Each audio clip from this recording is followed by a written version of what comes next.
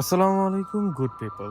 আমাদের আজকের ভিডিওতে আমাদের ট্যুরের আইটিনারি সম্বন্ধে শেয়ার করব। আমাদের ট্যুরের যাত্রা শুরু হয়ে গিয়েছিল 16ই জানুয়ারি সন্ধ্যা থেকে। আমরা প্রথম রাতে চট্টগ্রাম থেকে তার পরের দিন সকাল সকাল আমরা রওনা হয়েছিলাম তিনদুর উদ্দেশ্যে। বাইকে তিনদুতে যেতে হলে আপনাদের যে কোনোভাবেই চলে আসতে হবে থানচি উপজেলার 21 কিলো পয়েন্টে। আপনারা কেরানীরহাট বান্দরবন হয়ে থানচি আসতে পারেন, অথবা চকরিয়া হয়ে আলীকদম দিয়ে 21 কিলো আসতে পারেন। তবে বরাবরের মতোই তিনদুর রাস্তা দিয়ে মোটরসাইকেল চালানো কখনোই আমার দ্বারা রিকমেন্ডেড হবে না। আপনি খুব বেশি অ্যাডভেঞ্চার প্রেমী হলে তবেই তিনদুতে মোটরসাইকেল নিয়ে আসবেন।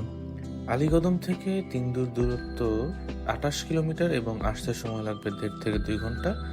বান্দরবান থেকে তিনদুপাড়ার দূরত্ব 92 কিলোমিটার, আসতে সময় লাগবে আপনাদের 3.5 থেকে 4 ঘন্টা। তিনদুপাড়ায় কাপল এবং আপনাদের মোটরসাইকেল বরাবরই সেফ। তিনদুতে মোবাইল নেটওয়ার্ক না থাকলেও এখানে তাদের স্পেশাল টেলিফোন দিয়ে আপনারা প্রতি মিনিট 5 টাকায় বাসার সাথে যোগাযোগ করতে পারবেন। এখানে আদার্স ফুড আইটেম খুব বেশি একটা অ্যাভেলেবল না, যদিও প্যাকেটজাত পণ্য এখানে পাওয়া যায়। দুপুর এবং রাতের জন্য আপনারা পেয়ে যাবেন জুমের ভাত এবং পাহাড়ি মুরগি। এখানে আপনারা যেই বাঁশের ঘরগুলো দেখতে পাচ্ছেন, এখানে পার পার্সন থাকতে টাকা নেবে পার নাইট 200 টাকা করে। দুপুর এবং রাতের খাবার মুরগি দিয়ে 200 টাকা করে, আর সকালবেলা আপনারা খাবার পেয়ে যাবেন ডিম খিচুড়ি 100 টাকা করে। অফিস ডেগুলোতে আপনারা চাইলে আপনারা এখানে এসেই কটেজ ঠিক করে নিতে পারেন, অথবা ডেসক্রিপশন বক্স থেকে হিউম্যান দাদার ফোন নাম্বার দিয়ে আপনারা এখানে রুম বুক করে ফেলতে পারেন। মনে রাখতে হবে তিনদুপাড়ায় কোনো মোবাইলে নেটওয়ার্ক পাওয়া যায় না, তাই হিউম্যান দাদাকে ফোন করলে সকালে 10টা থেকে 11টার মধ্যে আপনাদেরকে ফোন করতে হবে।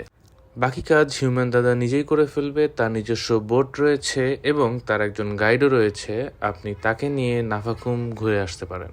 নাফাখুম যাওয়া আসার জন্য রেমাক্রি পর্যন্ত বোট ভাড়া 3,500 টাকা এবং গাইড ফি প্রতিদিনের জন্য 1500 টাকা।